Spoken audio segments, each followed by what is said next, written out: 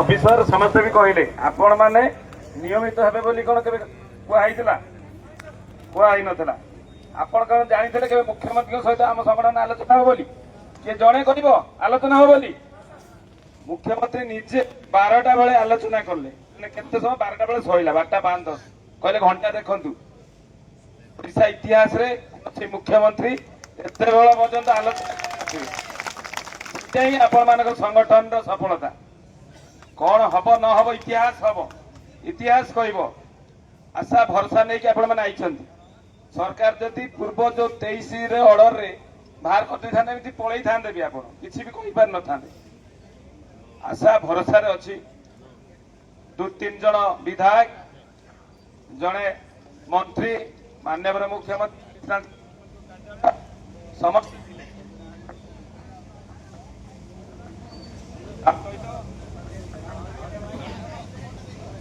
ଆଲୋଚନା ହେଇଛି ଯେ ରାତାରାତି ସବୁ କିଛି ପରିବର୍ତ୍ତନ ହବ ନାହିଁ। ବିଶ୍ୱାସ ରଖନ୍ତୁ।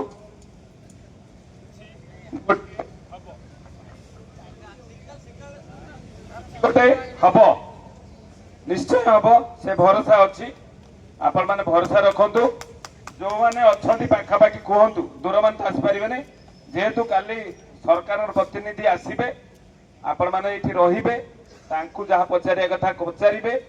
ତାପରେ ଏବେ ଏଇଟା କାମ ଆରମ୍ଭ ହେଲା। ନିମଟଲ ମାନେ ଯୋଉ ଫାଉଣ୍ଡେସନ ପଡିଲା ଆଜି ରାତିଠୁ ନିୟମିତ ପାଇଁ ଘର ଯୋଉ ହୁଏ ଫାଉଣ୍ଡେସନ ପଡିଲା ଆଜିଠୁ କାମ ଆରମ୍ଭ ହବ।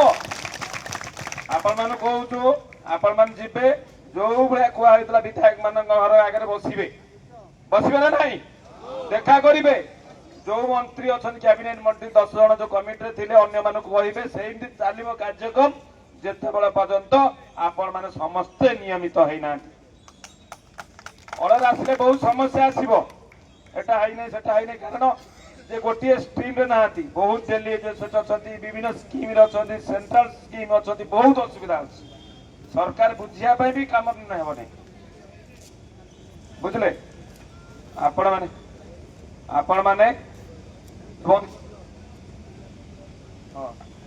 ମାନେ କାଲି ଆସନ୍ତୁ, ଭରସା ଦେଖନ୍ତୁ। କାଲି ଆଜି ରହନ୍ତୁ। ଆମେ ବିଶ୍ୱାସ କରୁନଥିଲୁ, ଆମେ କଥା ହଉଥିଲୁ 8-10 ଜଣ ଥିବେ ବୋଲି, କିନ୍ତୁ ଆପଣ ମାନଙ୍କର ଯୋଉ ଭରସା ଆସିଛନ୍ତି, ଏଠି ରହିଛନ୍ତି ଏତେବେଳେ ପର୍ଯ୍ୟନ୍ତ, ସେଥିପାଇଁ ଜୟ ଜଗନ୍ନାଥ, ଜୟ ଜଗନ୍ନାଥ, ଜୟ ଜଗନ୍ନାଥ। ସବୁଠୁ ଅଧିକା ଲୋକ ଏଠି ରହିଥିବେ। କାଲି ସବୁ ମିଡିଆ ମାନେ ଗୋଟିଏ 12ଟାରେ ଓଟିଭି ଫୋନ କରିଥିଲେ, ନ୍ୟୁଜ 18 ଫୋନ କରିଥିଲେ, ପେପର ବାଲା ରିପୋର୍ଟ ଦେବେ ବୋଲି। ଆମର ବିଳମ୍ବ ହେଇଗଲା।